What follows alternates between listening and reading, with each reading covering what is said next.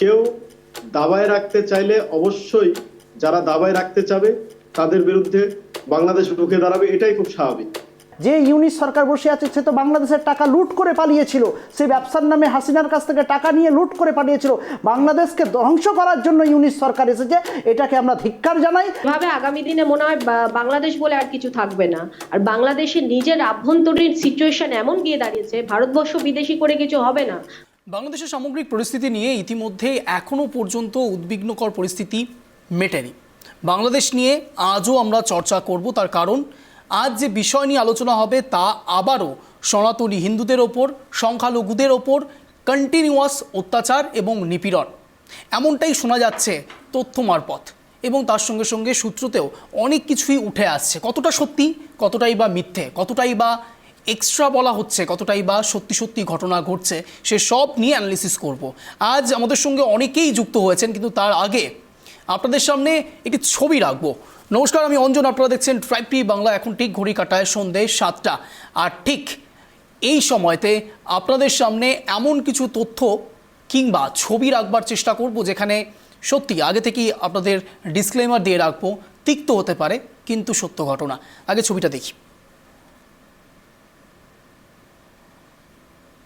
দেখুন, একজন ভদ্রমহিলা, আমরা জানি না তার পরিচয় কি, তার নাম কি আমরা জানি না, কিন্তু ভাইরাল হয়েছে এবং আশপাশের যে কথোপকথন, সেই কথোপকথন থেকে একটি বিষয় অত্যন্ত স্পষ্ট যে তিনি কোনো সংখ্যালঘু। এবং শুধু তাই নয়, সামগ্রিক ছবিটা আমাদেরকে ব্লার করে দেখাতে হচ্ছে, এমনই ছবি রয়েছে সেখানে, অর্ধনগ্ন। এবং আমরা যখন এই বিষয়ে একটু বিস্তারিত জানবার চেষ্টা করি তখন আমরা জানতে পারি এই ভদ্রমহিলাকে প্রথমে ধর্ষণ করা হয়, বলা ভালো গণধর্ষণ করা হয়, দেন তাকে বিষ খাওয়ানো হয়। ভাবুন কতটা পৈশাচিক কাজ করছে এইসব মৌলবাদীরা।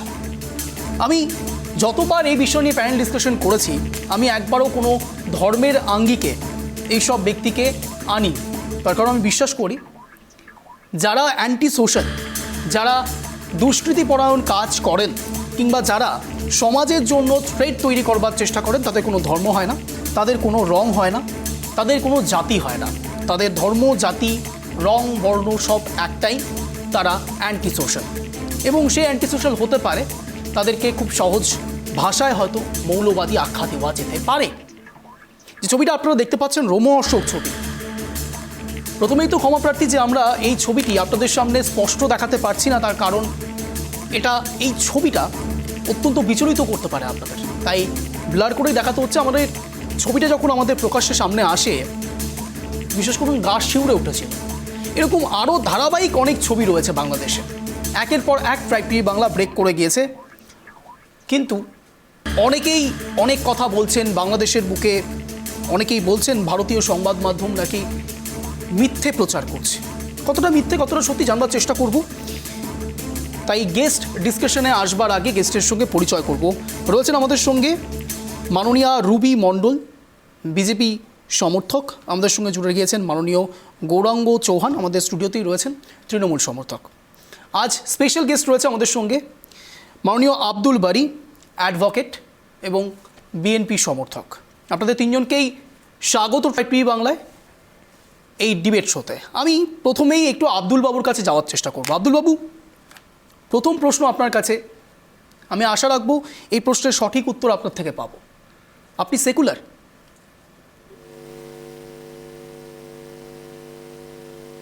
আমাকে বলছেন? হ্যাঁ আব্দুল বাবু, আপনাকে বলছি। জি, আমি বিএনপির সমর্থক এবং আমি ধর্মনিরপেক্ষ একজন ব্যক্তি। বাহ, আচ্ছা, সংখ্যালঘুদের উপর যে অত্যাচার হচ্ছে এটা কি সত্যি কথা? আমি আপনাকে প্রথমে ধন্যবাদ দিতে চাই আমাকে এখানে গেস্ট করবার জন্য। আপনার টেলিভিশনকে ধন্যবাদ দিতে চাই। Thank you. আপনাকেও থ্যাংক ইউ আমাদেরকে সময় দেওয়ার জন্য। একটু পিছনে ফিরে যেতে চাই। প্লিজ। আমাদের 5 তারিখ যে আমাদের আন্দোলন সংগ্রামের ফসল অর্জন হয়েছে, সেটা কোনো ধর্মীয় বিষয় নিয়ে কোনো সংঘাত ছিল না। এটা ছিল ছাত্রদের একটা বৈষম্য বিরোধী আন্দোলন। এবং এই বৈষম্যটা কিন্তু আমাদের দেশের মধ্যে কতটা প্রকট ছিল সেটা আপনারা আগে জানতেন কিনা জানি না। কিন্তু এই বৈষম্য বিরোধী আন্দোলনের পরে আমরা যেটা পেয়েছি সেটা কিন্তু একটা জায়গায় দাঁড় হওয়ার চেষ্টা হচ্ছে বাংলাদেশ। এখানে ধর্মীয় কোনো বিষয় কিন্তু একেবারেই নাই। এখানে যে বিষয়টা সেটা হচ্ছে যে 5 তারিখের পরে চেষ্টা হচ্ছিল, অনেকেই প্রশ্ন তুলতেছিল যে এখানে ধর্ম লঘু যে গোষ্ঠী তাদের উপর একটা আক্রমণ হচ্ছে বা হতে পারে বা ইত্যাদি ইত্যাদি।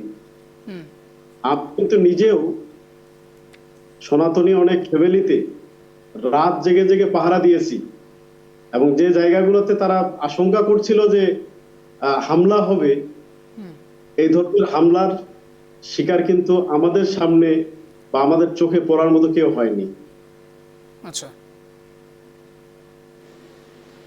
এটা কেউ হয়নি। হয়নি বলছেন, কিন্তু যে ছবিগুলো আমাদের সামনে আসছে সেই ছবিগুলোকে অস্বীকার করি কি করে আব্দুল বাবু? না, আমি আপনার ছবিটাকে অস্বীকার বলতে কি, আপনার ছবির মধ্যে স্পষ্টতা একেবারে কিন্তু পাচ্ছি না। আমাদেরকে ব্লার করে দেখাতে হচ্ছে, এটা প্রোটোকলের মধ্যে পড়ে। এমন কিছু ছবি রয়েছে যেটা বিচলিত করতে পারে দর্শকদের, তাই জন্য আমাদেরকে ব্লার করে দেখাতে হচ্ছে। কিন্তু না, যেই সেটা ঠিক আছে, হ্যাঁ। সেটা ঠিক আছে, কিন্তু এই যে ঘটনাটি এখানে আপনার ছবিতে দেখানো হচ্ছে, এই ঘটনাটি কোথায় ঘটেছে, কিভাবে ঘটেছে, সুস্পষ্ট কোনো বিষয় কিন্তু আমরা এখানে দেখতে পাইনি আর কি। খুব শিগগিরই আপনার সামনে সেই ইনফরমেশনটাও রাখবো। বলুন। এবং ভেরি কিছু বিষয় ঘটতেছে যেটা কিন্তু দেখা যাচ্ছে যে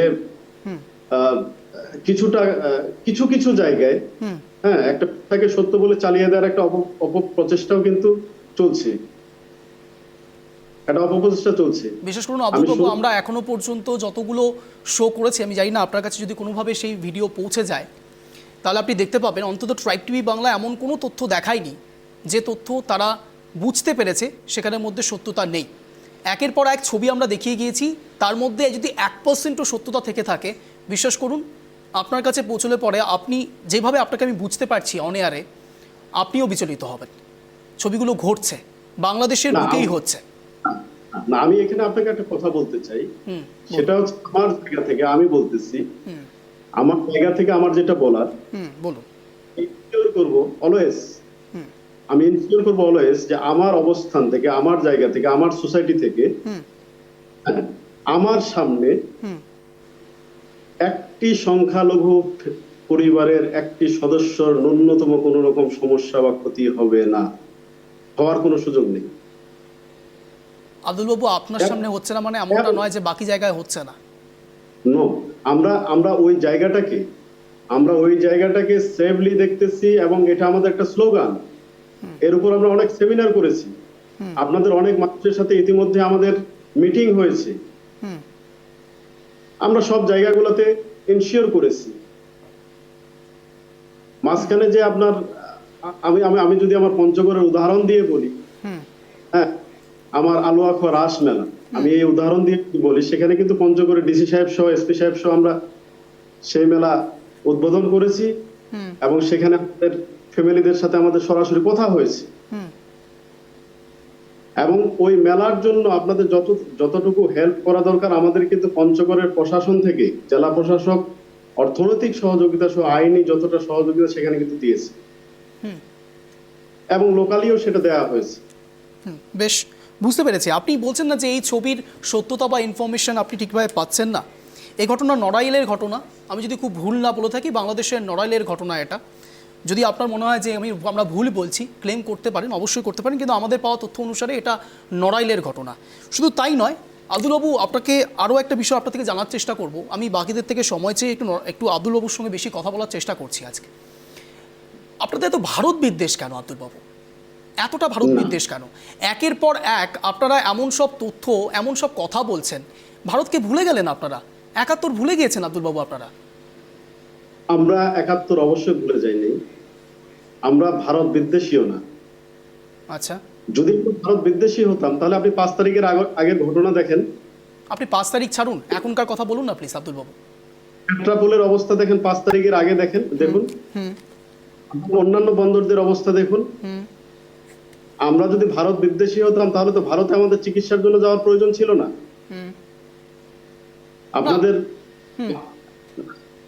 আপনাদের যে সকল বাণিজ্যটা আমাদের এখানে, আমরা তো সকল অনেক আগে থেকে আমরা এভয়েড করতাম হয়তোবা, যদি আমাদের বিদ্বেষ থাকতো।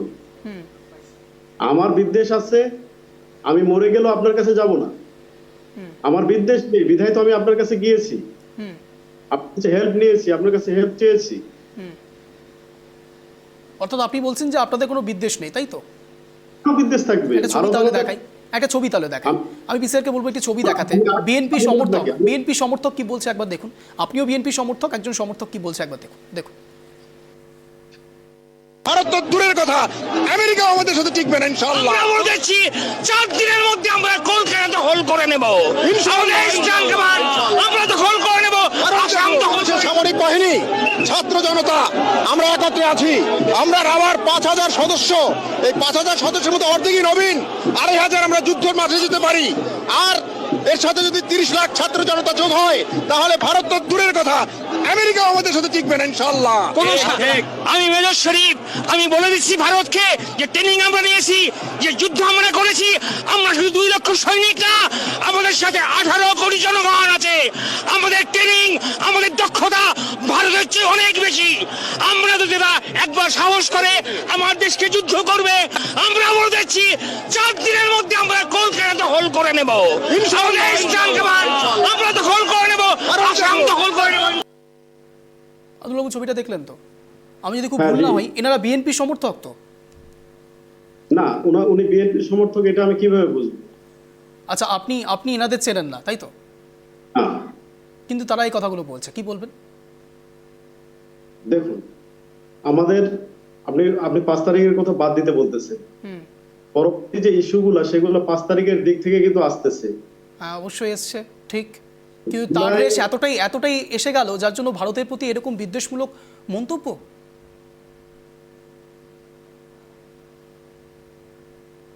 আব্দুল বাবু, আমার কথা শোনা যাচ্ছে? নেটওয়ার্কে কিছু ইস্যু হয়েছে। আব্দুল বাবু, আপনার কাছে আবারও আসবো, কিন্তু তার আগে আমি রুবিদির কাছে আসবো। হ্যাঁ, আব্দুল বাবু বলুন। 5 তারিখের আগে আপনারা আমাদের চিত্রগুলো তো দেখেছেন, 1 জানুয়ারি থেকে 36 জানুয়ারি চিত্রগুলো আপনারা দেখেছেন, যেখানে প্রায় 3000 মানুষ মারা গিয়েছে এবং এদের মধ্যে স্টুডেন্টই হচ্ছে অনেক বেশি।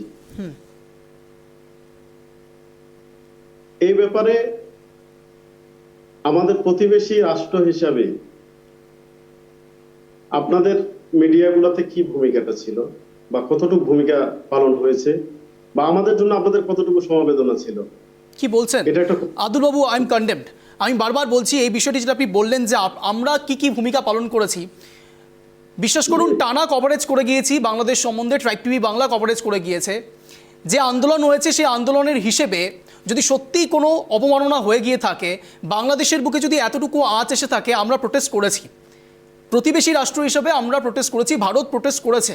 এগুলোকে সমর্থন করিনি আমরা। যেখানে ভাঙচুর হচ্ছে, যেখানে দিনের পর দিন রাষ্ট্রের বিভিন্ন জিনিস নষ্ট করা হচ্ছে, এগুলোকে আমরা সমর্থন করিনি। একই সঙ্গে কোটা আন্দোলনকে শুরু করে একসময় শেখ হাসিনার, তার বিভিন্ন ক্ষেত্রে শেখ মুজিবুর রহমান তার বাবাকে নিয়ে বিভিন্ন নাম ভাঙিয়ে বিভিন্ন রকম রাজনীতি করাবার যে চেষ্টা, সেটাকে আমরা সমর্থন করিনি। আব্দুল বাবু, আপনি আপনার কথা প্লিজ উইথড্র করুন। এইভাবে মিডিয়াকে এইভাবে হিউমিলেট করবেন না। না প্লিজ, আমি আরেকটা বিষয় আপনাকে বলতে চাই। সেটা হচ্ছে যে ভারত বিদ্বেষের কথা আপনি প্রথমে বললেন, করছেন না? করছেন তো? না না, আপনার ভারতের সাথে আপনি দেখুন প্লিজ, আপনার ভারতের সাথে আপনি দেখুন যে আপনার ভারতের সাথে কতগুলি রাষ্ট্রের বর্ডার রয়েছে, চীনের সাথে কতগুলি রাষ্ট্রের বর্ডার রয়েছে। আমাদের বাংলাদেশ, আমাদের যে ভৌগোলিক অবস্থান, আমাদের সাথে কতগুলি রাষ্ট্রের বর্ডার রয়েছে। আমাদের যদি সর্বোচ্চ বর্ডার থেকে থাকে, সেটা হচ্ছে ভারতের বর্ডার, এবং সামান্য একটা বর্ডার আমরা যেটা নেপালের সাথে আছে আমাদের। এর বাইরে তো আর কোনো জায়গা নাই। এর বাইরে কি জায়গা আছে বাংলাদেশে বলেন? আব্দুল বাবু, এর মধ্যেও তো তাও আপনারা বলছেন চিকেন স্নেকটাকে দখল করে নেবেন, এরকম হুঁশিয়ারি দিচ্ছেন আপনারা। কোনটাকে? চিকেন স্নেক দখল করে নেবেন বলছেন বাংলাদেশের ব্যক্তিরাই তো বলছেন। 1971 সালের একটা সশস্ত্র যুদ্ধের মাধ্যমে বাংলাদেশ স্বাধীনতা লাভ করেছে, এবং সেখানে 30 কোটি মানুষ মারা গেছে। 1971 সালের সেই যুদ্ধে একটি স্বাধীন সার্বভৌম রাষ্ট্র হচ্ছে এই বাংলাদেশ। আপনারা মনে করেন তো স্বাধীনতা পেয়েছে বাংলাদেশ?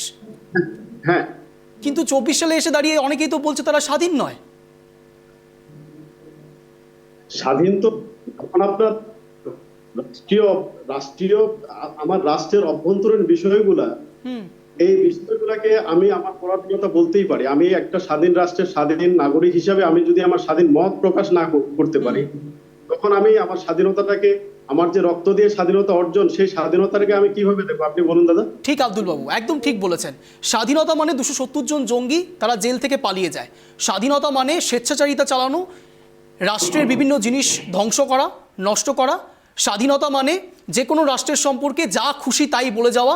স্বাধীনতা মানে বিদ্বেষমূলক বার্তা ছড়ানো।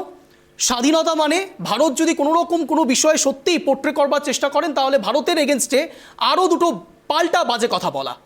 এটাই স্বাধীনতা। আপনি বুঝবার চেষ্টা করুন।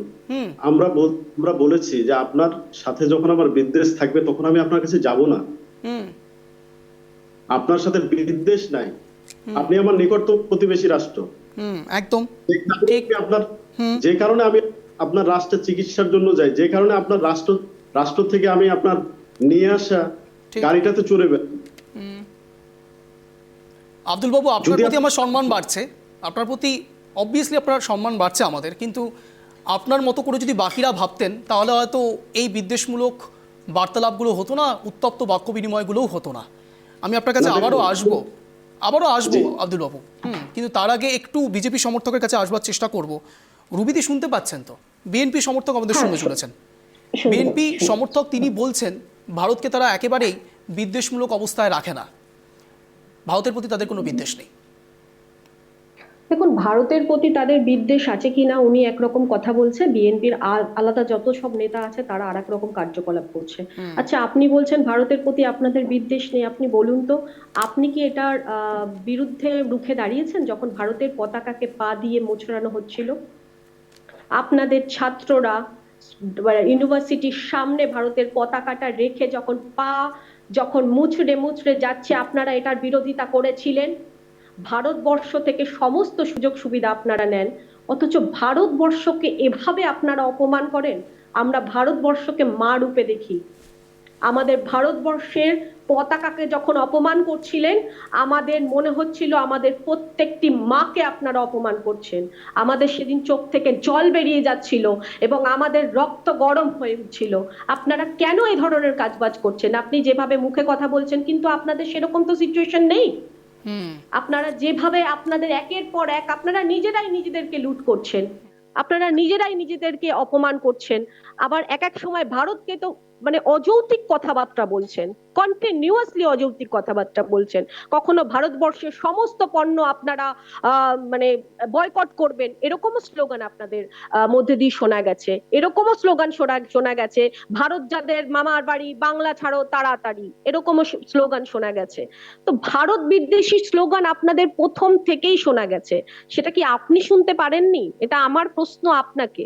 আপনার কথা শুনে ভালো লাগছে যে বাংলাদেশে এখনো অবধি এ ধরনের মানুষও আছে, বিএনপি যারা সমর্থক রয়েছে তারা রয়েছে। আমরা বলবো আপনারা যদি সত্যি বিএনপির ভালো সমর্থক হয়ে থাকেন এবং ভারতবর্ষকে যদি সত্যি ভালোবেসে থাকেন, ভারতবর্ষ থেকে সুযোগ সুবিধা নিচ্ছেন, ভারতবর্ষকে অপমান করার আপনাদের জায়গা নেই, সেখানে আমি বলবো তাহলে আপনারা কিছু কথাবার্তা বলুন, যেটা তাদেরকে শান্ত করার চেষ্টা করুন। কেন করছেন না? আপনাদের এখান থেকে আমরা কোন রকম ভাবে কিছু পাচ্ছি না, সব সময় ভারত বিদ্বেষী কথাবার্তা পাচ্ছি। এই ব্যবস্থা করুন। আপনার যে কথার সাথে আপনার সিচুয়েশন, পুরো বাংলাদেশের সিচুয়েশন সেম নেই, এবং কন্টিনিউয়াসলি হিন্দুদের উপর যেভাবে অত্যাচার হচ্ছে, কটা হিন্দুদের পাশে গিয়ে আপনারা দাঁড়িয়েছেন? আপনি কেন টিভি চ্যানেলে রয়েছেন? আপনার তো এখন যাওয়া উচিত ছিল ওই মহিলার বাড়িতে। আপনি একজন বিএনপির একটা পার্টিকুলার একটা পলিটিক্যাল দলের সমর্থক, আপনার ওখানে যাওয়া উচিত ছিল, তাদের পাশে দাঁড়ানো উচিত ছিল। আপনারা কথা যেটা বলছেন সেটা কাজে করছেন না কেন? একটা মহিলাকে শুধুমাত্র নয়, বিভিন্নভাবে হিন্দুদেরকে বিভিন্নভাবে অত্যাচার করা হচ্ছে, কখনো ঘর বাড়ি জ্বালিয়ে দেওয়া হচ্ছে। বেশ, আমি আবারও আসবো রুবিদি, আপনার কাছে আবারও আসবো, কিন্তু আব্দুল বাবুর কাছ থেকে উত্তর নেওয়ার চেষ্টা করবো, কিন্তু তার আগে গৌরাঙ্গ বাবুর কাছেও যাবো। এবং একটা কথা আমি জাস্ট ইনক্লুডিং করব, যদি আমাকে কয়েকটা সেকেন্ড যদি দেন। সংক্ষেপে বলুন। হ্যাঁ, বলবো। বাংলাদেশ এতটাই হিন্দু বিদ্বেষী হয়ে দাঁড়িয়েছে এবং ভারত বিদ্বেষী হয়ে দাঁড়িয়েছে, সেটা আমরা জানি কিভাবে। আজ দেখুন, চট্টগ্রামে একটা সম্প্রীতি সভা একটা করা হয়েছিল, সেখানে অবধি হিন্দুদেরকে বাড়ি চলে যেতে বলা হয়েছে। এটা গোয়েন্দা বিভাগ থেকে জানানো হয়েছে। আপনারা বলুন তো কিভাবে বাংলাদেশে হিন্দুদের ওপর অত্যাচার হচ্ছে? আপনারা যেভাবে কথা বলছেন সেভাবে তো হিন্দুদের পাশে দাঁড়াচ্ছেন না। বারবার আপনারা যেভাবে ভারত বিদ্বেষী হয়ে দাঁড়িয়েছেন সেভাবে হিন্দু বিদ্বেষী হয়ে দাঁড়িয়েছেন। এটা আপনাদের দেশের উচিত, যিনি এখন আপনাদের ইউনিশ সরকার রয়েছে, ওনার দেখা উচিত হিন্দুর যারা সংখ্যালঘু আছে তাদের কিভাবে সেফ সাইড, তাদের কিভাবে সিকিউরিটি দেওয়া যায়, সেটা আপনাদের দেখা উচিত। বেশ রুবিদি, আবারও রিব্যাটেল করার সুযোগ দেবো, কিন্তু তার আগে আমি আব্দুল বাবুর কাছে যাবো। আব্দুল বাবু, আরও একটা বিষয় আপনার কাছে জানার রয়েছে। বিশ্বাস করুন, এরকম ভাববেন না যে আপনাকে সবাই মিলে আমরা অ্যাটাক করবার চেষ্টা করছি, এরকম একেবারেই নয়। আব্দুল বাবু, যে সিনারিও তৈরি হয়ে আছে বাংলাদেশের, বিশ্বাস করুন আপনাদের যদি কোনো সমস্যা হয় আমরাও উদ্বিগ্ন। আমাদের কাছে অন্তত দায়িত্বশীল সংবাদ মাধ্যমের কর্মী হিসাবে আমি অন্তত মনে করি ধর্ম জাতি এইভাবে কিছু হয় না। মূল কথা মানবতা সবার ঊর্ধ্বে, এবং যেখানে যারা সংখ্যালঘু হতে পারে, সংখ্যাগুরু হতে পারে, সংখ্যালঘুদের বাঁচানোর দায়িত্ব সংখ্যাগুরুদের। আমি ঠিক এই জায়গাতে আপনার কাছে একটু জানার চেষ্টা করব। আপনি স্বাধীনতার কথা বললেন, চিন্ময় কৃষ্ণ তিনি একজন সনাতনী গুরু, ইসকনের একজন সদস্য। আপনি স্বাধীনতার কথা বলছেন, সেখানে গণতন্ত্র কোথায় কাজ করছে? তার কোনো আলাদা করে তিনি কোনো লয়ার নিতে পারছেন না, এটা স্বাধীনতা? বলবো? হ্যাঁ নিশ্চয়ই, প্লিজ বলুন। জি, দিদি যে কথা বলেছেন সে বিষয়টা হচ্ছে যে দেখুন, আসলে বাংলাদেশের বিপ্লবের চিত্র আপনি বলছেন টানা আপনি সংবাদ প্রকাশ করেছেন। একটা বিপ্লব যখন সংগঠিত হয় তখন কিন্তু আসলে বিপ্লবীদের বুঝাবার জন্য সে সময় লোক কম থাকে, এবং এই বিপ্লবের সময় কেউ কোনো রকম সুবিধা নিচ্ছে কিনা সেটাও একটা দেখবার বিষয় থাকে।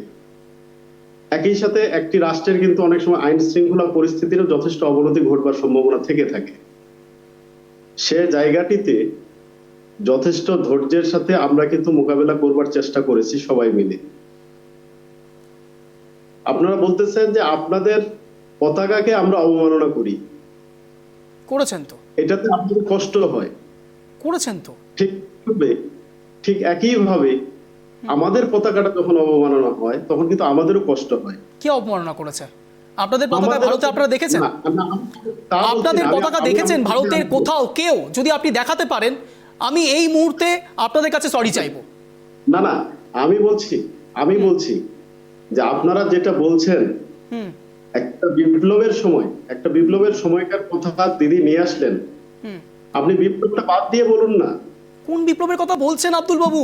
রুবিদি বলবার চেষ্টা করছেন। আব্দুল বাবু, রুবিদি আপনার কাছে আসবো, রুবিদি আপনাকে ব্যাটেল করার সুযোগ দেবো, আছি আমি। আব্দুল বাবু আপনার কাছে আসবো। আব্দুল বাবু, আপনি কি বলছেন? রুবিদি এটাই বলবার চেষ্টা করছেন ভারতের পতাকা সে কোনো বিপ্লবের সঙ্গে কোনোভাবে সংযুক্ত নয়। মূল বিষয় ভারতের পতাকাকে আপনারা অবমাননা করেছেন। না, করেননি। ভারতের পতাকা আমরা কোনোদিনও অবমাননা করি নাই, করার সুযোগও নেই। পতাকাকে সর্বসমক্ষে সবার কাছে সেই ফুটেজ রয়েছে যেখানে স্পষ্টত আপনারা পায়ের মধ্যে রীতিমতো মিশিয়ে দিয়েছেন সে ভারতীয় পতাকাকে, তারপর বলছেন আপনারা করেননি। আব্দুল বাবু দেখুন, আমি বলছি যে আপনাদের পতাকা, আপনাদের দেশ, আপনারা আমাদের প্রতিবেশী, সবটার প্রতি আমাদের সম্ভাবনা রয়েছে। আমরা ইউনিশ সরকারকে দেখিনি এই বিষয়ে কোনোভাবে ক্ষমা চাওয়ার জন্য। না দিদি, আপনি বলেছেন আমার এই সময় টিভির সামনে না থেকে আমার সেখানে যাওয়া উচিত। আমি আপনাকে বলতে পারি যে আপনার যদি সুযোগ থাকে আপনি বাংলাদেশে ইনভেস্টিগেশন করেন, আপনি বাংলাদেশে গিয়ে ইনকোয়ারি করেন। এটা আমি তো গোয়েন্দা বিভাগে নেই, আমি ইনভেস্টিগেশন করতে পারবো না। সেটা যেই বিভাগে যা দায়িত্ব সেটা করতে পারবে, এটা সম্ভব নয়। আমি এখানে দাঁড়িয়ে কথা বলবেন না প্লিজ, কথা বলবেন না। আপনি বাংলাদেশের একজন নাগরিক এবং আপনি সেখানের একটা পলিটিক্যাল পার্টির একজন দায়িত্বভার যেহেতু রয়েছেন, সেটা আপনার দায়িত্ব থাকতে পারে, এটা আমার দায়িত্ব নয়। পলিটিক্সের উপরেও আমি একটা পার্টির সমর্থকের উপরেও আমি বাংলাদেশের নাগরিক এবং বাংলাদেশ আমার দেশ, এটা আমার কাছে সবার আগে। আমি যে বিষয় সেই দেশের মায়েদেরকে যখন উলঙ্গ করে মারধর করা হচ্ছে তখন সেই দেশের নাগরিক কেন পাশে নেই? আপনি বললেন যে আজকে আপনার টিভির সামনে না থেকে ওই জায়গায় যাওয়ার কথা। আপনি বললেন, আপনি আপনি খবর নেন, মিডিয়ার যুগে আমরা খবর পেয়ে যাচ্ছি, তাৎক্ষণিক পেয়ে যাচ্ছি যে এই পঞ্চগড়ে আজকে কি সমস্যা আছে বা আমার চারপাশে কি সমস্যা আছে, আদৌ কোনো সংখ্যালঘু ফ্যামিলির উপর কোনো রকম সমস্যা হচ্ছে কিনা, এটাও তো আপনার দেখবার বিষয়, এটাও তো আপনার বিবেচনা করবার বিষয়। অর্থাৎ আপনি বলতে চাইছেন সংখ্যালঘুদের উপর কোনো রকম অত্যাচার হচ্ছে না? হচ্ছে প্রতিদিন। এক মিনিট রুবিদি আপনার কাছে আসবো। আব্দুল বাবু আপনার থেকে জানার চেষ্টা করছি, তার মানে আপনি বলতে চাইছেন অন এয়ারে দায়িত্ব নিয়ে বলছেন তো যে সংখ্যালঘুদের উপর কোনো রকম অত্যাচার হচ্ছে না? আমি আমার জায়গা থেকে আপনাকে প্রথমে ক্লিয়ার করেছি। আপনার চোখে পড়েনি মানে আপনি এটা কখনোই ভার্ডিক্ট দিতে পারেন না আব্দুল বাবু যে সেখানে সংখ্যালঘুদের উপর অত্যাচার হচ্ছে না। আমি তো বলছি যে আমি আমার জায়গা থেকে আপনাকে ক্লিয়ার করেছি যে আমি নিজেও সংখ্যালঘু ফ্যামিলিদেরকে পাহারা দিয়েছি রাত রাত, আমি দিয়েছি। কুর্নিশ ভালো করেছেন আপনি। আপনি সংখ্যাগুরু হয়ে সংখ্যালঘুদের যদি সত্যিই কোনোভাবে প্রোটেক্ট করেন সেটা গরিমা, কিন্তু তার অর্থ এটা নয় যে সংখ্যালঘু সেখানে নির্যাতন হচ্ছে না। রুবিদি এটাই বলবার চেষ্টা করছেন আপনাকে যে সেই জায়গাতে আপনারা কেন যেতে পারছেন না। আপনারা এই প্রোটেস্টে কি করেছেন? এখনো পর্যন্ত সংখ্যালঘুদের আপনাদের কাছে তো ফুটেজ যাচ্ছে, আপনিও সোশ্যাল মিডিয়ায় যথেষ্ট আশা রাখবো অ্যাক্টিভ, আপনিও পেয়েছেন। কটা জায়গায় আপনি গিয়েছেন এখনো পর্যন্ত? আদৌ সেই ঘটনা ঘটেছে কিনা সত্যতা যাচাই করার জন্য আপনারা কতবার সেখানে গিয়েছেন? আমরা আমার স্কুল লাইফ থেকে আমার কলেজ লাইফ পর্যন্ত আমি যে জায়গার উপর দিয়ে চলি সেটা হচ্ছে একটা হিন্দু বড়সড় গ্রামের উপর দিয়ে চলি, তারা আমার সর্বপ্রথমের প্রতিবেশী, তারা আমাদের সর্বপ্রথমের প্রতিবেশী, তারা আমাদের সর্বপ্রথম নিকটতম। আমার আশেপাশে যারা আছে, আমি আমার জায়গা থেকে বলতেছি, আমি সব জায়গাটার দায়িত্ব নিব না, আমি আমার জায়গা থেকে বলতেছি যে তাদেরকে আপনি জিজ্ঞাসা করুন, আপনার যদি কোনো ওয়ে থাকে যে পঞ্চগড় থেকে ডিবেটে এসেছিল অ্যাডভোকেট বাড়ি, উনি আপনাদের খোঁজ খবর নিয়েছেন কিনা? বাহ, শুনে খুব ভালো লাগলো। তার মানে আপনি চিন্ময় কৃষ্ণ ভদ্রের জন্য আপনি লড়াই করবেন তো? আমি একটু আমি খুব সংক্ষেপে আপনার থেকে এই উত্তরটা নেব। রুবিদি যে প্রশ্নটা করেছে অত্যন্ত প্রাসঙ্গিক প্রশ্ন, উত্তর নেব আপনার থেকে। কোনটা চিন্ময় বাবু? হ্যাঁ, একদম তাই। আপনি এতটা সুশীল বাংলাদেশী নাগরিক, আমার খুব ভালো লাগছে। আমি চাইবো যে আগামী দিন আপনি চিন্ময় কৃষ্ণের জন্য আপনি লড়াই করবেন। আপনি তো একজন অ্যাডভোকেট, আমি যতদূর জানতে পেরেছি আপনার সম্বন্ধে আপনি একজন অ্যাডভোকেটও, আপনি দাঁড়াবেন চিন্ময় কৃষ্ণের হয়ে? একদম তাই। চিন্ময় বাবুর ব্যাপারে আমার সরাসরি লড়বার সুযোগ হবে না। আপনি তবে সুযোগ পেলে করবেন? আমি সুযোগ পেলে কেন করব না? সুযোগ পেলে অবশ্যই করব। বাংলাদেশের কোনো নাগরিক আইনি সুবিধা পাবে না এটা কোথাও নেই, কিন্তু এটা হয়েছে, আপনিও জানেন, আমরা কোনো ভুল কথা বলছি না, এটা হয়েছে। দেখুন, আইনি সুবিধা চিন্ময় বাবু পাবে, এটাই হচ্ছে বাংলাদেশের ল, বাংলাদেশের কনস্টিটিউশন। এটা তো আপনি বলছেন, কিন্তু তারা মানছে কি? সরকার সেটা মানছে কি? আমাদের প্রশ্ন। হ্যাঁ, আপনারা ব্যবস্থা করে দেন, চিন্ময় বাবুর জন্য লড়বো, সমস্যা কোথায়? থেকে যদি সমস্ত ব্যবস্থা করতে হয় তাহলে আপনারা কি করবেন? আমরা তো সেটাই বক্তব্য। তার মানে আপনারা বলতে চাইছেন যে বাংলাদেশে আপাতত কোনো গণতন্ত্র, কোনো আইনি কিছু নেই, কোনো আইন ব্যবস্থা নেই, সিস্টেম পুরো ভেঙে পড়েছে, এই ইউনিট সরকার পুরোপুরি ভেঙে দিয়েছে সিস্টেম। আপনি বলছেন রুবিদি এক এক করে আমি গৌরাঙ্গ বাবুর কাছেও যাব, অতি সংক্ষেপে একটু উত্তরটা নেওয়ার চেষ্টা করবো। আব্দুল বাবু, কোনটা বলেন? আপনি যে উত্তরটা দিচ্ছিলেন সেটাই দিন। আপনি কি চিন্ময় বাবুর কথা বলছেন? হ্যাঁ, অবভিয়াসলি সেখানেই আছি, বলুন। জি, আমি বলেছি যে চিন্ময় বাবু বাংলাদেশের সংবিধান অনুসারে আইনি সহযোগিতা পাবেন। গৌরাঙ্গ বাবু, অনেকক্ষণ ধরে কথা চলছিল তো ভাবলাম যে সময়টাই হয়তো পাওয়া যাবে না। সময় নিশ্চয়ই পাওয়া যাবে, বলুন। আমি আপনাদের চ্যানেলের মাধ্যমে প্রত্যেকটি মানুষকে জানাতে চাই যে বাংলাদেশে যত মুসলিম সম্প্রদায়ের মানুষ রয়েছে তার থেকে 4 গুণ থেকে 5 গুণ বেশি বা তারও বেশি ভারতবর্ষে মুসলিম সম্প্রদায়ের মানুষ 1947 সালে দেশ ভাগাভাগির পরে থেকে আছে, শান্তিতে বসবাস করছে এবং ভারতের সংবিধান অনুযায়ী যা যা সুযোগ সুবিধা প্রত্যেক জনজাতির জন্য যা যা দরকার প্রত্যেকটাকে এখানে তাদের ক্ষেত্রে বলবৎ রয়েছে। এখানে প্রশ্নটা একটা জায়গাতেই দাঁড়িয়ে রয়েছে যে আমরা একটা সভ্য জনজাতিকে দেখব।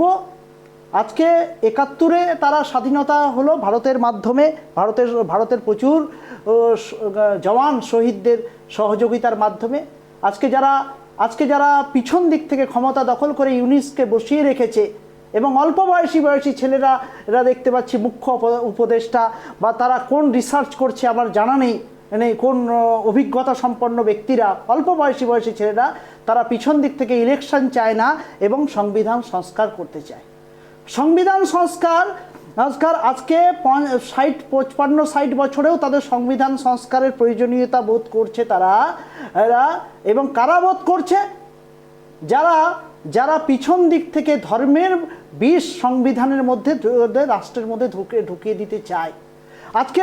আজকে সংবিধান, কোনো দেশের সংবিধান ধর্মীয় মেরুকরণের ভিত্তিতে হতে পারে না। রাষ্ট্র ধর্মীয় মেরুকরণ বা ধর্মীয় ব্যাপারটা ওটা ব্যক্তিগত বিষয়। রাষ্ট্রের ক্ষেত্রে যারা মানুষ বসবাস করে বা থাকছে তারা ধর্মীয় হতে পারে, বা আপনার কথা দিয়ে যেটা দিয়ে শুরু করছিলেন সেকুলারিজমও হতে পারে, সেকুলারও হতে পারে।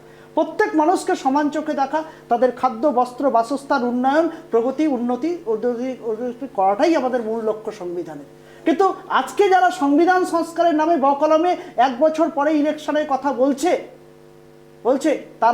তারা বাংলাদেশকে পাকিস্তানের কাছে সারেন্ডার করে দিয়েছে, আর এটাকে পিছন দিক থেকে মদত দিচ্ছে আমেরিকার মতো শক্তিশালী রাষ্ট্র, যারা চায় যাদের অস্ত্রের ব্যবসা, তারা চায় যে এশিয়াতে কোনো যুদ্ধ নাই, ভারত হচ্ছে সব থেকে বেশি হচ্ছে উন্নয়নশীল প্রগতিশীল দেশ, তাদের পার্শ্ববর্তী রাষ্ট্রগুলোর মধ্যে ওদের অনবরত যুদ্ধটা লেগে থাকুক, তাদের অস্ত্রের ব্যবসাটাও একদিক দিয়ে চলবে, অপরদিকে হচ্ছে এই দেশগুলো ক্রমশ যুদ্ধের আবহাওয়া থাকলে পরে, যেরকম আমরা ইউরোপিয়ান কান্ট্রিগুলোতে যুদ্ধ দেখছি, তাহলে এই দেশগুলো তলানিতে যাবে। আজকে আমাদের প্রশ্নের মুখে দাঁড়িয়ে রয়েছে ধর্মীয় মেরুকরণ।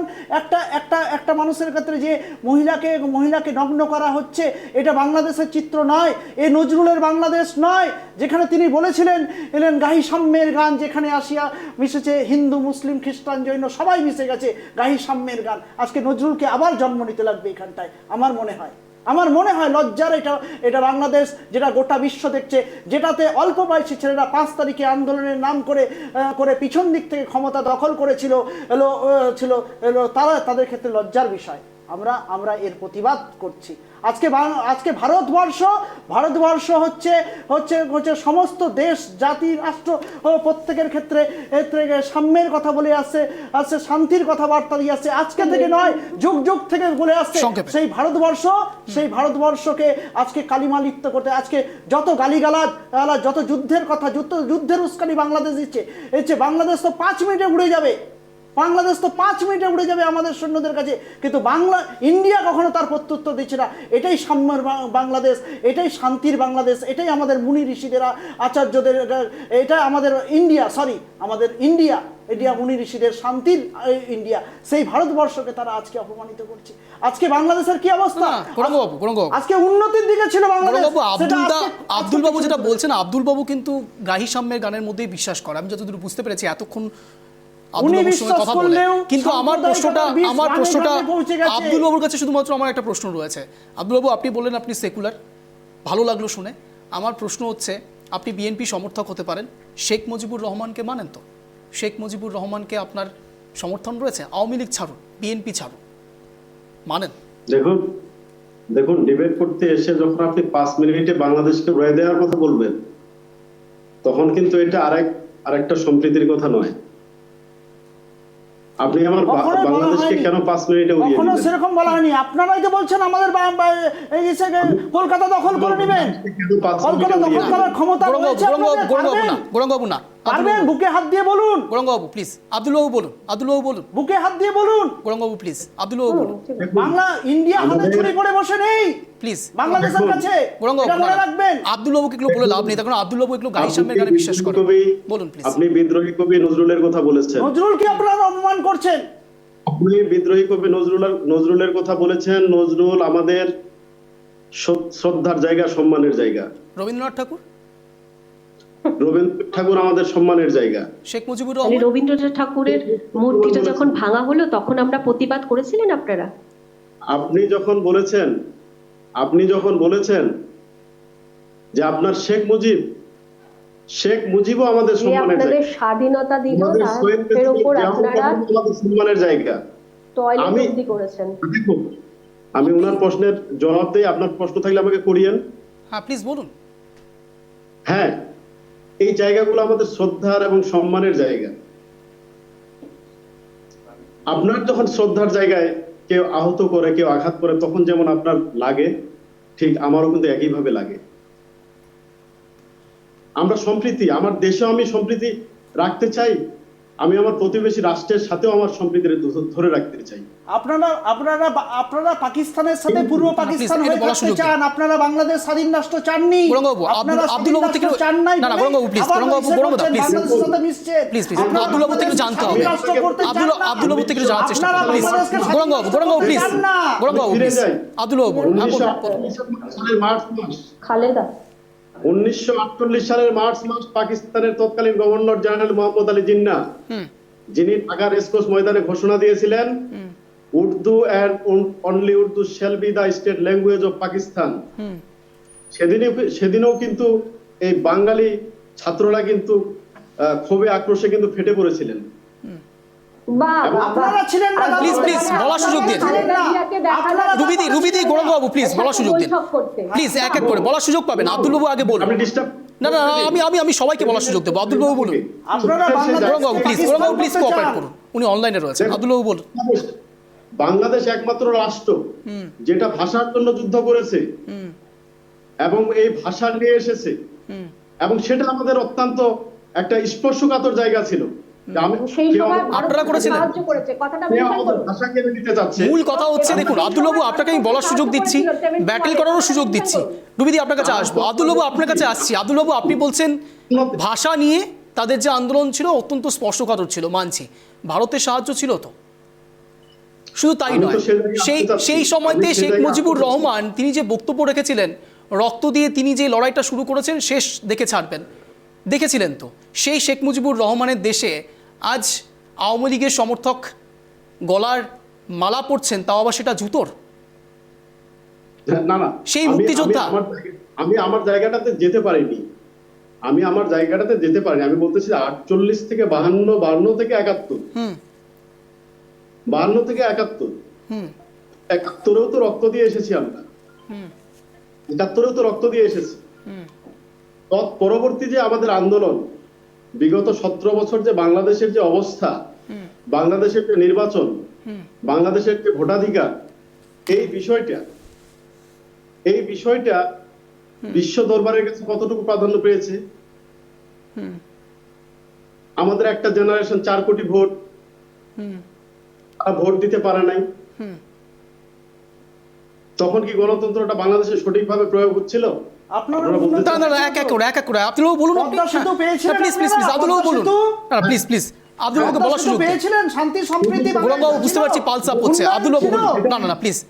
আমরা অন্তত সম্প্রীতির বার্তাটা দিই। আব্দুল্লাহবাবু বলুন। এই যে বৈষম্য বিরোধীর বিষয়টা, আপনি যখন একটা শ্রেণীকে সমস্ত সুযোগ সুবিধা থেকে বঞ্চিত রাখছেন, আপনি এখানে খালেদা জিয়াকে নিয়ে আসেন আর অন্য কোনো দলকে নিয়ে আসেন, বিষয়টা হচ্ছে যে আপনি সমস্ত সুযোগ সুবিধা যখন আপনার জায়গায় রাখবেন, তখন তো একটা শ্রেণী আন্দোলন করে উঠবেই। পাকিস্তানিদের সাথে আর সেটা সুযোগ নিয়ে মৌলবাদীরা অ্যাটাক করবে এবং সেটাকে একটা অন্য রাষ্ট্রে পরিণত করবে, এবং বোরখা এটাই মূল এজেন্ডা, তাই তো? মেয়েদেরকে বোরখা পরিয়ে রাখবে, পরবর্তীতে এজেন্ডা এটাই তো। আব্দুল্লাহবাবু, এটা আপনারা চান। বরঙ্গবাবু প্লিজ দেখা করে বলুন। আব্দুল্লাহবাবু বলুন। এই অবস্থার পূর্বেও এই বাংলাদেশে বিএনপি ক্ষমতায় ছিল, এই বাংলাদেশে আওয়ামী লীগ ক্ষমতায় ছিল, এই বাংলাদেশে কোয়ালিশন সরকারও হয়েছে। যাদেরকে আপনারা মৌলবাদী করতে চান, আমরা করতে চাই। আব্দুল্লাহবাবু কি বলছেন আপনি? আমরা করতে চাই অর্থ? আমরা কেন করব? আমাদের ভারতে এখানে বসে সত্যি খেয়ে দিয়ে বসে কোনো কাজ নেই আব্দুল্লাহবাবু। আপনাদের প্লিজ যা বলছেন একটু ভেবেচিন্তে বলুন। আমরা মৌলবাদী কেন বলতে চাই? রুবিদি আসছি আপনার কাছে। রুবিদি, আপনি রিব্যাটল করার সুযোগ পাবেন। আমার প্রশ্ন হচ্ছে, ভারত চাইছে। আব্দুল্লাহবাবু, আপনি নিজেই বলছেন ভারত বিদ্বেষমূলক রাষ্ট্র হিসেবে আপনারা ভাবেন না, বিদ্বেষ নেই আপনাদের, আর আপনি বলছেন আমরা মৌলবাদী বলতে চাইছি। মৌলবাদী কার্যকলাপ সেখানে হচ্ছে আর আমরা মৌলবাদী বলছি। আচ্ছা, আপনি একটা কথা আমাকে শুধু বলে দিন আব্দুল্লাহবাবু, আপনি ইউনূস সরকারকে সমর্থন করেন? আব্দুল্লাহবাবু, আপনি ইউনূস সরকারকে সমর্থন করেন? দেখুন, আমাদের এই সময়, যে সময় ইউনূস এসেছে বা ইউনূস যে অন্তর্বর্তীকালীন সরকার এখন হয়েছে, সেটা বাংলাদেশের তাগিদেই হতে হয়েছে। না না, আপনি সমর্থন করেন কি ইউনূস সরকার যা যা করছে?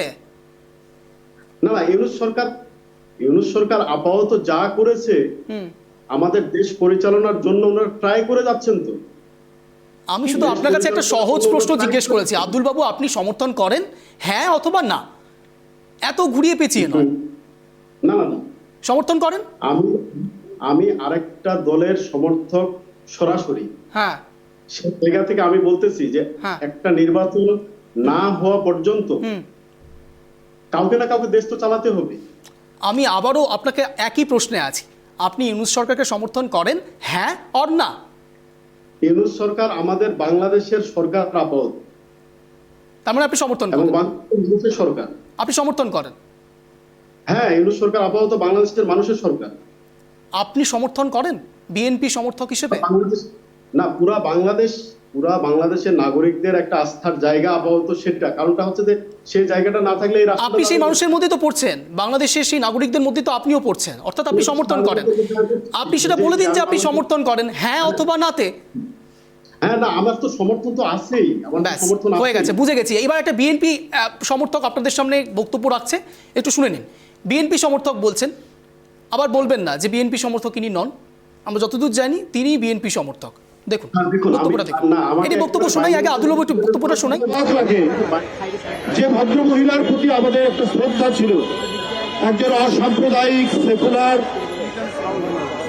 মহিলা হিসাবে আমরা যে রাজনীতিবিদকে চিনতাম, তাকেও মনে হলো উনি মুখে রাজনীতির জন্য হয়তো অসাম্প্রদায়িকতার কথা বলতেন অথবা সেকুলারিজমের বা ধর্মনিরপেক্ষতার কথা বলতেন, কিন্তু ওনার গভীরে ছিল দারুণভাবে কট্টর হিন্দুত্ববাদ। আমরা আশা করি যে ভারত তার যে অতীতে এই যে ভুল করেছে এবং বাংলাদেশের মানুষের সঙ্গে যে বিচ্ছিন্নতা সৃষ্টি করেছে, এটাকে তারা কাটিয়ে ওঠার চেষ্টা করবে এবং তাদের এখন যে কার্যকলাপ যারা বাংলাদেশের বিরুদ্ধে করছে সেই কার্যকলাপগুলোকে তারা বন্ধ করবে।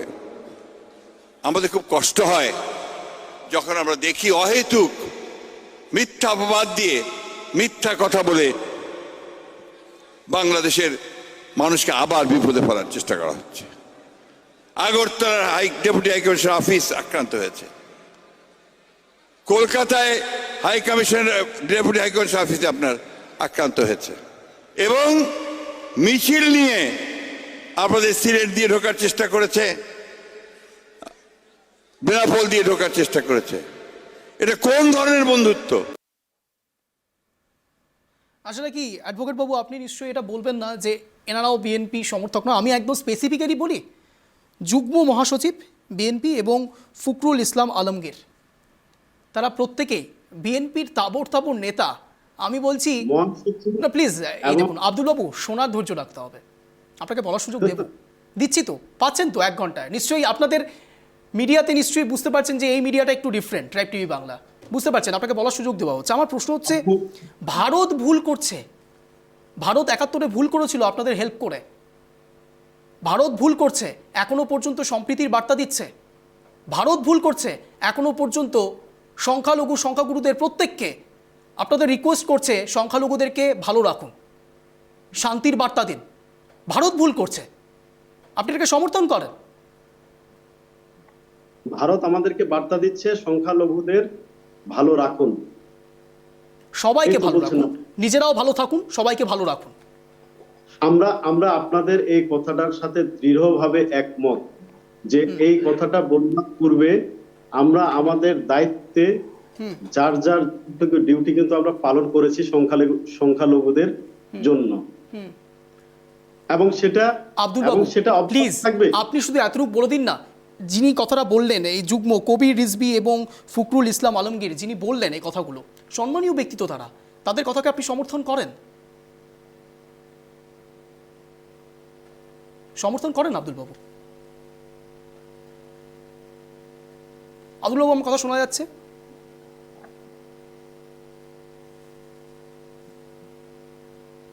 আই থিঙ্ক সম্প্রীতির বার্তা কোনো কারণে নেটওয়ার্ক ইস্যুতে চলে গিয়েছে।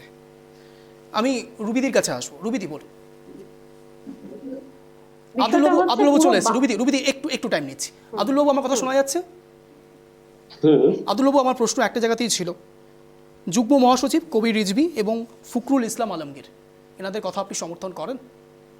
ভারত সম্পর্কে যে কথাগুলো তারা বলছেন আপনি সমর্থন করেন? না, উনি যেটা বলতেছেন, আমাদের দলের সম্মানিত মহাসচিব মির্জা ফখরুল ইসলাম আলমগীর অত্যন্ত সজ্জন এবং অত্যন্ত ভদ্র এবং পরিচ্ছন্ন রাজনীতিবিদ। তিনি ৭১ ভুলে যাচ্ছেন, তিনি ইন্দিরা গান্ধীকে ভুলে যাচ্ছেন, তিনি ভারতের যাবতীয় সাহায্য ভুলে যাচ্ছেন। তার কাছ থেকেও এইসব আশা করতে হবে আব্দুল বাবু? উনার রাজনৈতিক দর্শনে উনি যতটুকু ধৈর্যের পরিচয় দিয়েছেন, কিন্তু বাংলাদেশের ইতিহাসে আমাদের কাছে একটা গর্বের বিষয় আর কি। আপনাদের কাছে যদি যেসব বক্তব্যগুলো তারা দিচ্ছেন সেটা যদি গর্বের বিষয় হয়, বিশ্বাস করুন আব্দুল বাবু, আমাদের ভারতও আমাদের কাছে গর্বের বিষয়। উনি মহাসচিব, উনি একজন দলের মহাসচিব। আব্দুল বাবু, আমি শুধু আপনার কাছ থেকে একটি বিষয় জানতে চাইছিলাম, ভারত বিদ্বেষী যে কথাটা তিনি বললেন সেটাকে আপনি সমর্থন করেন?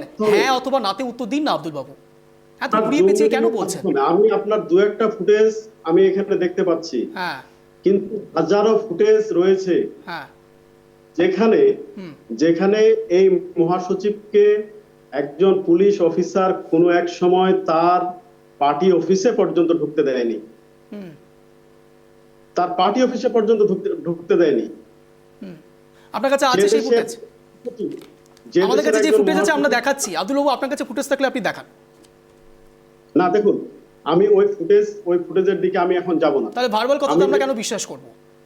ক্লিয়ার, আমি যেটা বলতেছি ইটস ক্লিয়ার, কারণ আমি একেবারে সাংবাদিক নই, আপনি অ্যাডভোকেট, আমি সম্মানীয় ব্যক্তি। দেখুন, জি আমি অ্যাডভোকেট, আমি আমার জায়গা থেকে বলতেছি যে যখন একটি দেশের মহাসচিবকে তার পার্টি অফিসে ঢুকতে দেওয়া হয় না, তখন সে আগে ভারত বিদ্বেষী কথা বলেন, তখন সেখানে গণতন্ত্রটা কিভাবে প্রতিষ্ঠা হচ্ছিল সেটা কিন্তু একটা ভাববার বিষয়। বা আরেকটা শ্রেণীকে কিভাবে সুযোগ সুবিধাটা দেওয়া হচ্ছিল।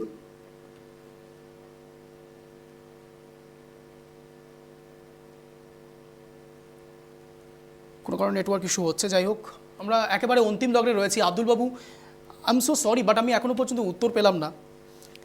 একজন যুগ্ম মহাসচিব এবং সম্মানীয় ব্যক্তি, তারা ভারত সম্বন্ধে এরকম বিদ্বেষমূলক কথা বলছেন, ইন্দিরা গান্ধীকে ভুলে যাওয়ার চেষ্টা করছেন, ৭১-এর ইতিহাস ভোলার চেষ্টা করছেন, তাদের কথাতে অন্তত এটাই প্রকাশ পাচ্ছে। আমরা যদি ভুল করি ক্ষমা প্রার্থী, কিন্তু আমাদের অন্তত সেটাই মনে হচ্ছে।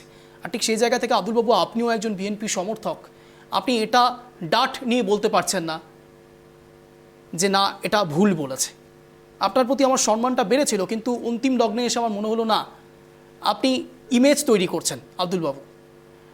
আপনাদের ভেতরেও এখনো পর্যন্ত ভারত বিদ্বেষ রয়েছে আব্দুল বাবু।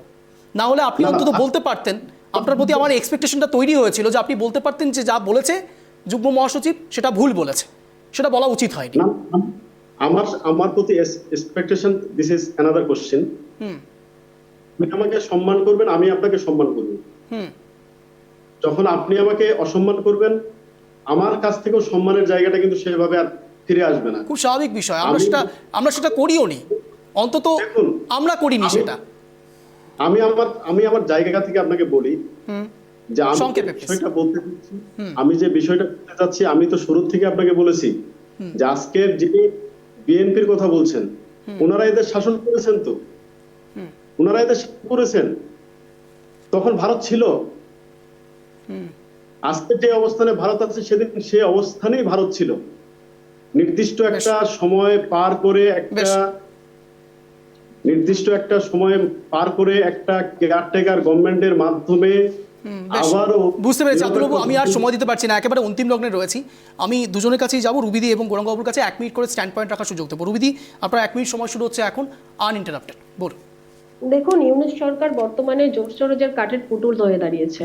যেভাবে চালাচ্ছে নিজের দেশটাকে, সেভাবে আগামী দিন মনে হয় ওয়ার্ল্ড ম্যাপ থেকে এই দেশটাই বাদ হয়ে যাবে। আর যেভাবে চারিদিক থেকে বাংলাদেশকে ঘিরে মানে বাংলাদেশকে দখল করার চেষ্টা হচ্ছে, অলরেডি আমরা জানি। তো আর্মিরা তো সেভাবে আগামী দিনে মনে হয় বাংলাদেশ বলে আর কিছু থাকবে না। আর বাংলাদেশের নিজের আভ্যন্তরীণ সিচুয়েশন এমন গিয়ে দাঁড়িয়েছে, ভারতবর্ষ বিদেশি করে কিছু হবে না, কারণ ভারতবর্ষ ছাড়া এরা স্বাধীনতা পায়নি। যে দেশ একটা দেশের সাহায্য ছাড়া স্বাধীনতা পায়নি, সে দেশ যদি সেই ইতিহাস যদি ভুলে যায়, তাকে মনে রাখতে হবে সে আগামী দিনে ধ্বংসের পথে চলে গেছে।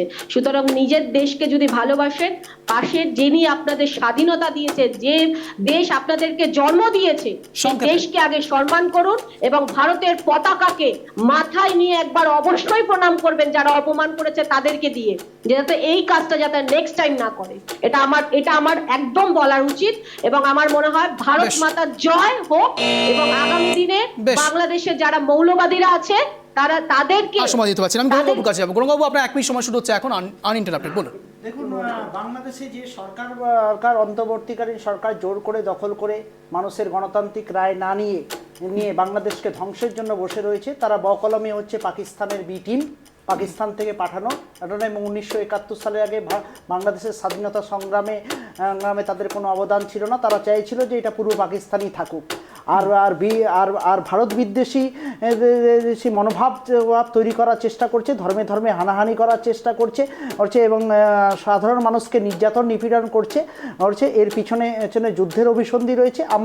আমাদের সবসময় মনে রাখতে লাগবে যে বাংলাদেশ কিন্তু শান্তিপ্রিয় মানুষরাও রয়েছে, তাদের কথা চিন্তা করে ইমিডিয়েট যদি বুকের পাটা থাকে, সাহস থাকে, ওই অল্প বয়সী নেতাদেরকে আর ইউনিট সরকারকে বলবো তাড়াতাড়ি নির্বাচন করে দেখান। সাধারণ মানুষ গোহারা হারিয়ে আপনাদেরকে এই আমেরিকাতে তড়িপার হয়েছিল, তড়িপারি হয়ে থাকবে। যে ইউনিট সরকার বসে আছে সে তো বাংলাদেশের টাকা লুট করে পালিয়েছিল, সেই ব্যবসার নামে হাসিনার কাছ থেকে টাকা নিয়ে লুট করে পালিয়েছিল। বাংলাদেশকে ধ্বংস করার জন্য ইউনিট সরকার এসেছে, এটাকে আমরা ধিক্কার জানাই। আর ধর্মে ধর্মে যারা করছে তাদেরও ধিক্কার জানাই। বেশ, একেবারে অন্তিম নোটে রয়েছে আব্দুল বাবু, আমি সংক্ষেপে আপনার থেকে একটু রিয়াকশন নেওয়ার চেষ্টা করবো। 1 মিনিট স্ট্যান্ড পয়েন্ট, বলুন। না, পাকিস্তানের সাথে যুদ্ধ করে আমরা স্বাধীন হয়েছি, কাজেই পাকিস্তান স্বাধীনতা আমাদের চাবে, এটা একটা হাস্যকর ব্যাপার। হ্যাঁ, যুদ্ধের জন্যই স্বাধীন হইলাম এবং তাদের সাথে যুদ্ধ করেই স্বাধীনতা এসেছি। দাদা যে কোশ্চেনটা বললেন এটা একটা হাস্যকর ব্যাপার তো বটেই। আর যে বিষয়টা বলতেছি যে এটা একটা দেশ, এটা একটা স্বাধীন সার্বভৌম দেশ, এই দেশ কারো হুমকির জন্য কখনোই পিছিয়ে থাকবে না। কেউ দাবায় রাখতে চাইলে অবশ্যই যারা দাবায় রাখতে চাবে তাদের বিরুদ্ধে বাংলাদেশ রুখে দাঁড়াবে, এটাই খুব স্বাভাবিক।